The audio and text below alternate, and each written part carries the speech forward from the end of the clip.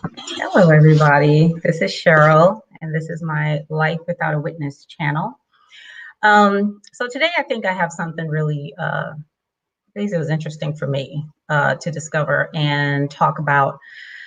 As you see the title, it's about orgasms, football, and the Holy Spirit. And I wanted to talk about this topic because of something that I recently saw. I think it was on Facebook or something like that, where somebody was talking about all the, emotions that they have when they are worshiping, and they attribute that to, of course, what they believe. So that's what they attribute those emotions to, to the Holy Spirit.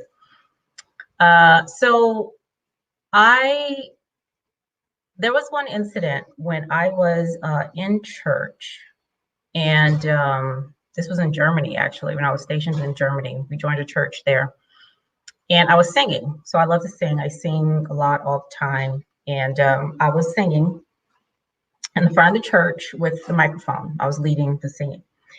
And I suddenly got this feeling, which was just weird. It wasn't even like a shout song or anything. It was a slow song, right? But I got this weird feeling like something was coming. Okay. So I'm singing. I'm trying to continue to sing, and it just kept bubbling up and bubbling up, and now I'm trying to stop it. Whatever it is, I'm trying to stop it because I don't want to be embarrassed in front of these people. All right. Now, by this time, I had been in the church for a very long time, many, many, many, many years. So in my mind, I knew what was happening. Okay. But I didn't want it to happen. Okay. So I couldn't stop it. Whatever it was, I couldn't stop it. And I started shouting in front of church, which was crazy for me because I'd never done that. Okay. Never. I had never done that. I'd always felt really good and, engaged and, with singing and all that stuff, always done that, but I'd never shouted in church. So when it happened, I quickly attributed it to the Holy Spirit, okay? Because I'd seen that happen to people in church.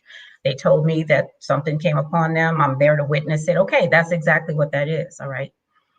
But, after that day, and some days had gone by and I was thinking about it, even then,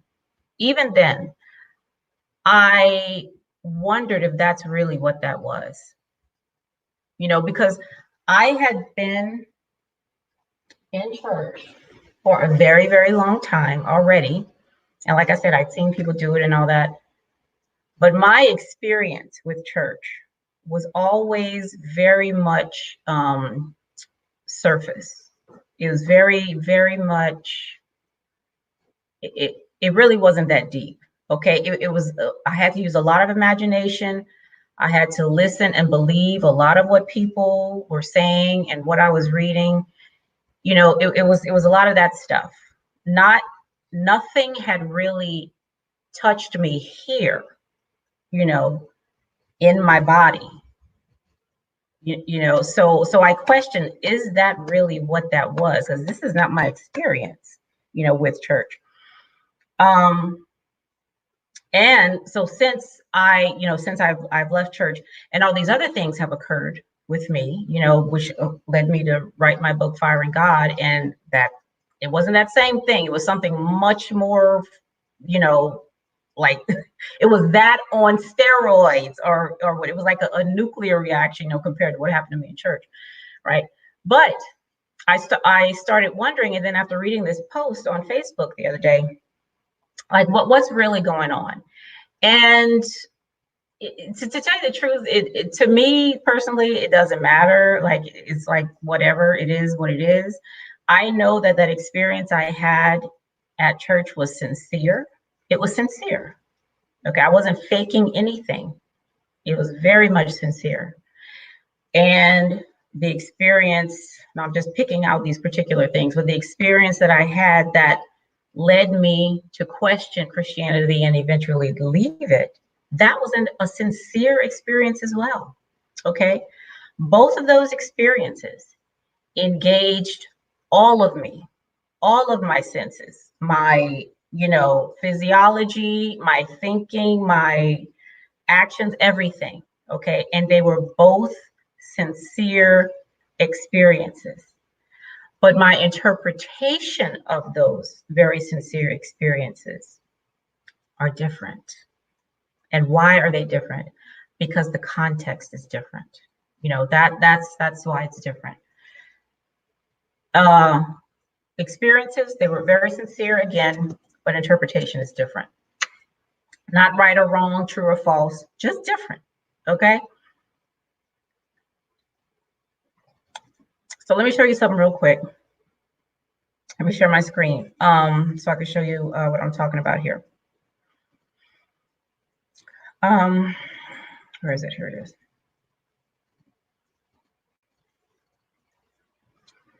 Now, yeah, it don't need to be that big. Okay, so I have links to everything I'm going to show you. Links are in the under the video. All right. So this is from my blog, Life Without a Witness. It's an article called The Operation, our blog called The Operation Was a Success, but the Patient Died, How Progress Keeps Us from Reaching the Goal. In here, I talk about context, okay? How we cannot, we do this all the time, but if we want a clearer picture of what's going on, we have to include the background, okay, in our decision making, in our interpretation. We have to include the background, okay, because there is no foreground without the background, right? So so go ahead and read this article so you can read more about that. And like I just said, I interpreted that very sincere experience I had in church with the Holy Spirit because my context and my belief was that that's what's happening. There is a God and there's a Holy Spirit and a Jesus and a this and a that, and the Bible is true and all that. Okay. So with that happening to me in that context, that's absolutely how I interpret it. And in this article right here, believing in God can trigger the same reward regions of the brain as taking drugs.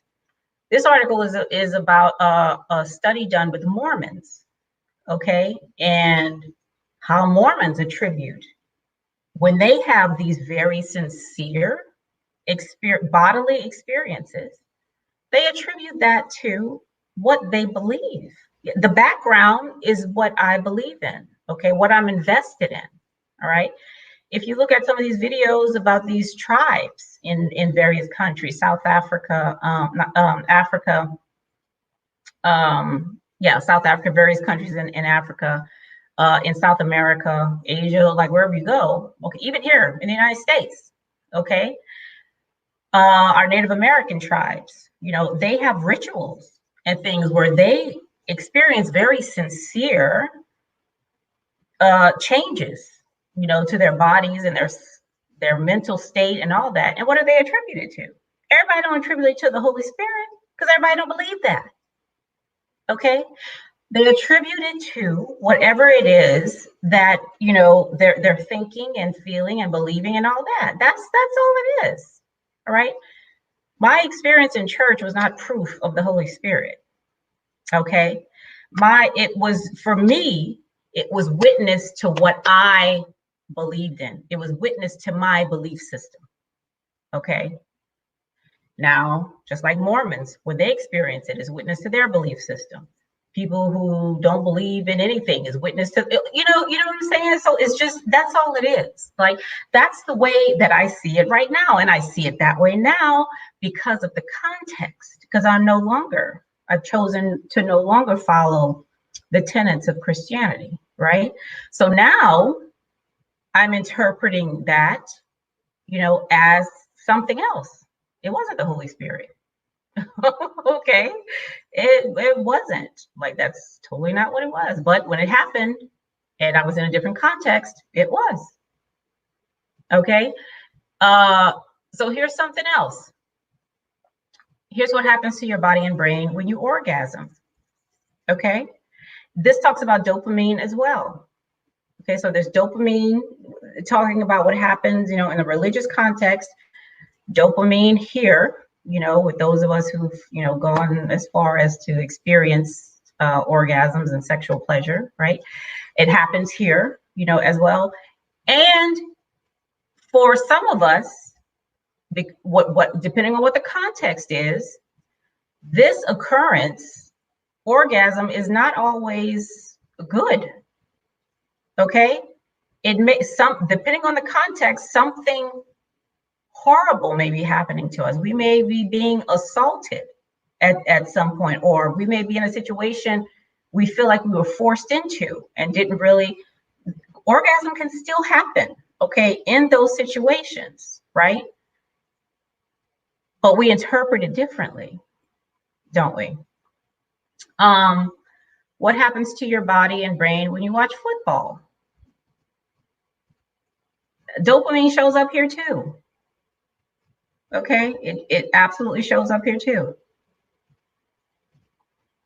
So what I'm saying is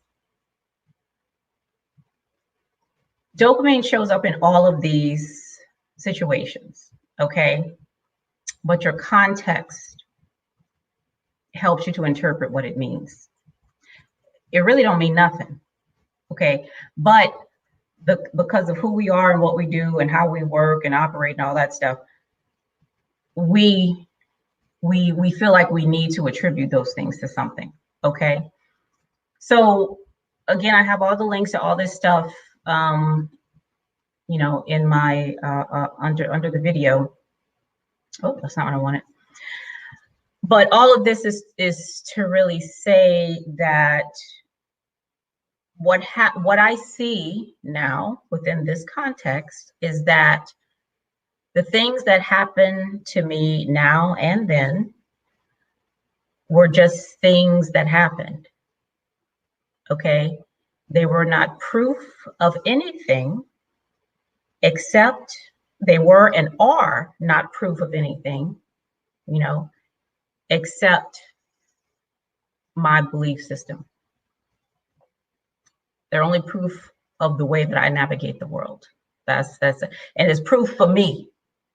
Okay, if I say I worship this certain deity, okay, then when something happens that seems extraordinary, I am going to attribute it to that deity, whatever it is. If I worship cows or whatever, I'm attributing it to that deity as evidence of my belief, not as evidence of the thing, of the sacred cow, that the cow is sacred. This is proof that that cow is sacred, is holy, is special. No, it's proof that I believe this cow is sacred, holy, and special. Do you see? You see how that works? All right, so is that all I want to talk about here? Yeah, that's all I want to talk about. So go ahead and look at that my blog post. Keep in mind that these reactions and experiences and stuff, they may be very sincere, and no one, or at least I do not question the sincerity of these experiences, because I've been through it, but what I've also learned is that I do not, or it's not my job to try to convince somebody else that something is holy or sacred or whatever based on my sincere experience. Okay, what I can do is use that experience as proof that I believe in a certain thing, and again, which is just for me. Ain't nobody else got to know that, right? But I use it, I use it for that purpose. Okay, I use it so I don't stop doubting in whatever it is I believe. So I don't start doubting in what I believe, because if I believe in it, that means that comes with some benefit. We don't believe anything anything. I'm outside of religion now. It don't have to be nothing religious. Just belief in general. There is nothing we believe that does not benefit us, that we don't feel benefits us. Because if it didn't benefit us, we wouldn't believe it. Okay? People who believe in the flat earth get a benefit from that, right? That benefits them some way. Just like those of us who believe in a round earth. Okay? We believe in the round earth model. And I talked about that here before. Okay? Science has given us a model of a round earth, and we believe that. Okay? Because we feel like we've tested it and all those things that scientists do. They've tested the model. This model works right now. Okay? And if you look at, I don't know if it's still on Netflix or wherever it was, but there's a documentary about flat earthers where they tested stuff too. Okay? And they felt like the earth is flat, whatever. Shit. Whatever. But that belief has some benefit for them. And it was very interesting because I looked at the documentary, and something extremely interesting was that someone was going around the conference. I believe they just had when this documentary came out, it was for their first conference. I think it was in Cary, North Carolina. Their first Flat Earthers conference, and the lady was talking about how much believing in a flat earth gives her life meaning. Okay, this is some deep stuff. This ain't just about falling off the side of the or whatever. These beliefs are held onto for very significant reasons. Very significant reasons. From self-preservation to, like she said, meaning. Who doesn't want to live a life of meaning? We all do. Okay, that's what we are. We're meaning makers. We do that 24/7. We're making meaning of something. Okay. So yeah, sincere experiences, and so just look at the context in which you are making this interpretation. All right. And your context is not right or wrong. It's just what it is. It's just the context. Okay. All right. I hope y'all enjoyed this talk. Please let me know if you have questions, and I will see you back here very soon. Bye.